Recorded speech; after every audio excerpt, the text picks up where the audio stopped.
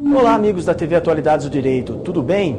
Hoje conosco aqui a professora Regina Beatriz, que vai nos falar um pouquinho sobre recente notícia veiculada no portal Atualidades do Direito, segundo a qual o STF reconheceu repercussão geral em processo envolvendo união estável homoafetiva e heteroafetiva, simultâneas.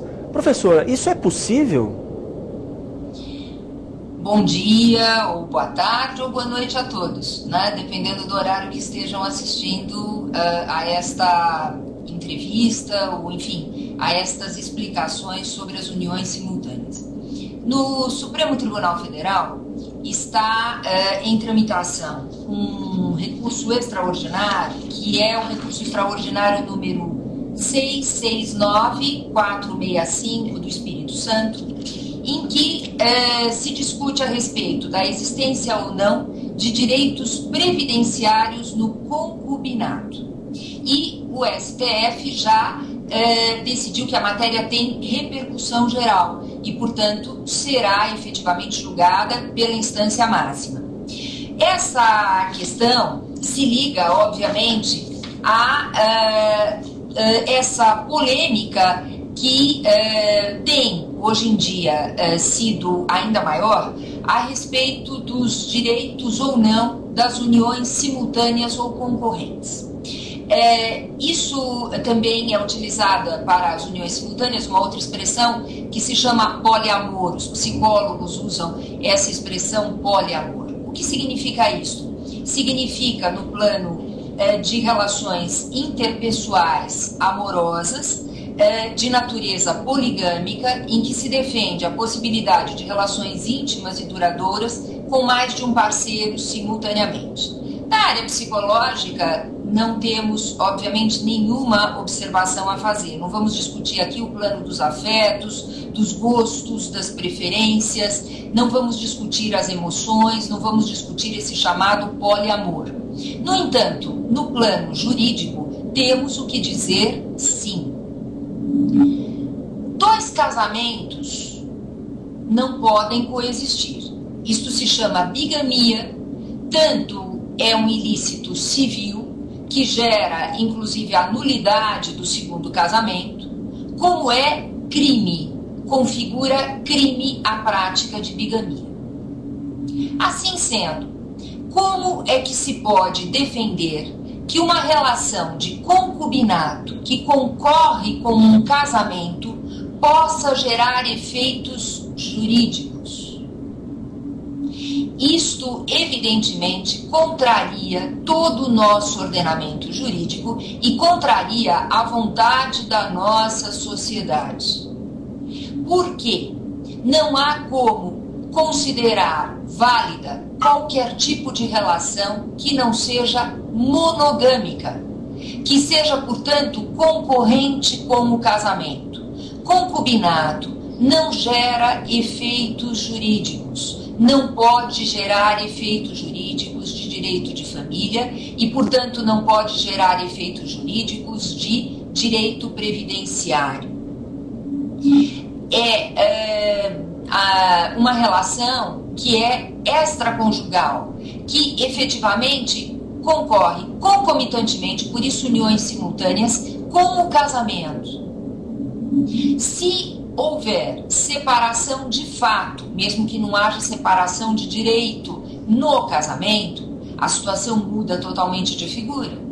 Não haverá mais concubinato naquela relação que foi, inclusive, ou pode ter sido extraconjugal. Quando existe a separação de fato num casamento, as pessoas ficam livres para constituir uniões estáveis. Aí não existirão mais uniões simultâneas. O casamento estará dissolvido no plano dos fatos e poderá o cônjuge manter uma união estável. E sendo união estável, aí sim, direitos de família, aí sim, direitos previdenciários. Eu quero, inclusive, observar que no próprio Supremo Tribunal Federal existe um acórdão que já foi proferido em observância do artigo 226, parágrafo 3º da Constituição Federal, que diz que a união estável é uma entidade familiar, é uma entidade de família. E neste acórdão relatado pelo ministro Marco Aurélio, é dito com todas as letras que união estável não se confunde com concubinato. Portanto, concubinato não pode gerar efeito nenhum, segundo este mesmo acórdão de relatoria do ministro Marco Aurélio. E efetivamente não pode. Por quê? Porque se trata de uma relação extraconjugal que concorre concomitantemente com uma outra relação, que é a do matrimônio, que é a do casamento civil. Essa posição do STF, já anterior a este recurso que está em tramitação agora no Supremo Tribunal Federal, há de ser levada em consideração. Há de ser levado também em consideração todo um posicionamento do Superior Tribunal de Justiça. No Superior Tribunal de Justiça há cerca de 10 acórdãos ou mais que negam qualquer efeito jurídico de direito de família ao concubinato. Tanto ao concubinato que concorre com um casamento, onde ainda não existiu a separação de fato, repito, como ao concubinato que concorre com uma união estável, com uma união em forma de entidade familiar. São negados direitos patrimoniais, são negados direitos de pensão alimentícia e são negados direitos previdenciários também, como deve ser. Voltando àquela observação que eu fiz da separação de fato e da existência da união estável, quando existe efetivamente a separação de fato, em que não há mais uma relação concubinária, a relação passa a ser de união estável, porque já houve uma separação de fato no casamento, é o artigo 1723, parágrafo 1º do Código Civil, que autoriza, nesses casos, a constituição de união estável. E todos esses acórdãos, todos esses relevantes julgados do Superior Tribunal de Justiça, além daquele do Supremo Tribunal Federal, relatados pela ministra Nancy Andrighi, relatados pelo ministro Luiz Felipe Salomão, dentre outros eminentes ministros do nosso Superior Tribunal de Justiça, denotam que não há como atribuir efeitos de direito de família e efeitos previdenciários à amante ou ao amante. Porque quando se fala em concubinato, popularmente nós temos exatamente essa figura do amante e da amante. Concubino é o termo jurídico e amante é o termo popular, mas que são exatamente a mesma coisa.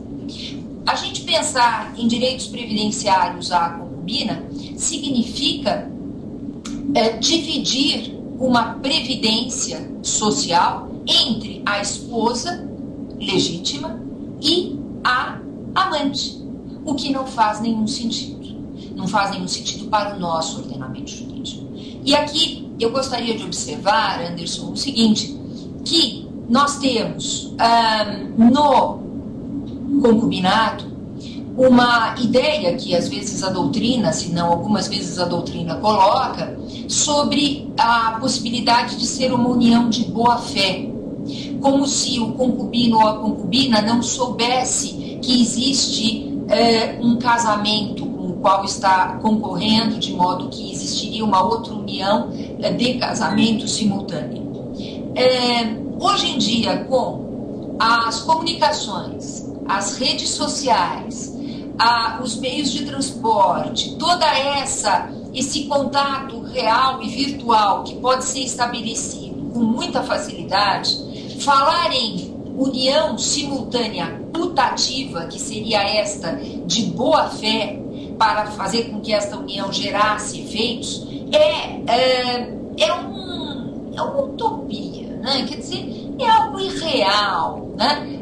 Na poesia pode dar certo, né? Numa novela, uma situação dessas pode até fazer com que as pessoas assistam, né? Como está acontecendo na novela da Globo hoje em dia, em que um homem manteria 2 ou 3 famílias ao mesmo tempo, sem que essas famílias saibam umas das outras. Isso é coisa de novela, isso não é coisa de pessoas intelectualmente como nós sabemos, que estão nos assistindo e que estamos pensando aqui na órbita jurídica, na órbita social possível nos nossos dias, a não ser em raríssimas situações. Inclusive de uma classe muito menos favorecida e que não tivesse nenhum meio de comunicação e que não tivesse, portanto, meios de transporte e que, portanto, tivesse uma situação excepcional. A putatividade ou boa-fé no concubinato, ela não pode ser havida como algo provável, no máximo como uma exceção total a uma regra de conhecimento. As pessoas, quando vivem como amantes, sabem que concorrem com um casamento, sabem que concorrem com uma união estável. Não existe boa-fé, não existe putatividade. Portanto, essa doutrina que fala em putatividade em união simultânea está fechando os olhos para uma realidade. Está não querendo ver que os meios de comunicação, as redes sociais, os transportes, possibilitam o conhecimento das verdadeiras relações das pessoas. Se uma mulher recebe um homem em sua casa aos finais de semana e não recebe durante a semana, ela vai procurar saber o que está acontecendo. E se ela recebe num dia ou 2 por semana e este homem não fica com ela nos outros dias da semana, inclusive no final de semana, ela vai procurar buscar pelas redes sociais, pelos meios de comunicação real, o que está acontecendo. De outra forma, seria o mesmo que dizer, ela sabe, porque não buscou saber, e sabe que é amante. Que direito pode ter esta amante? Portanto, somente se provar uma participação efetiva de cunho patrimonial ou de cunho financeiro, ou seja, esta mulher se contribuir efetivamente para a formação do patrimônio do concubino, seja com trabalho, seja com capital, com dinheiro, ela terá direito de sócia de fato, no plano do direito das obrigações, exclusivamente, e não será direito a uma metade do patrimônio, ou uma parte pré-delimitada do patrimônio. Terá que dizer qual foi o esforço e qual foi, portanto, a sua contribuição na formação do patrimônio que fica em nome do concubino. Não se trata, portanto, de favor sexual. Se trata de efetiva contribuição no patrimônio por meio do trabalho efetivo, que não é trabalho doméstico, é trabalho efetivo na formação desse patrimônio que fica em nome do concubino, ou então ingerir, se ela tiver colocado dinheiro para a formação desse patrimônio. Algo que sabemos, em sã consciência, que é também uma absoluta exceção à regra da não contribuição. Então, tudo isto deve ser levado em conta pelo Supremo Tribunal Federal. Esperamos que seja levado em consideração, que haja uma reflexão muito grande a respeito deste recurso extraordinário e que efetivamente sejam negados direitos previdenciários à concubina ou ao concubino, que é o amante ou a amante, popularmente falando. Perfeito, professora. Muito obrigado. A TV Atualidades do Direito agradece a participação e espera um novo contato assim que surjam novas notícias. Obrigado.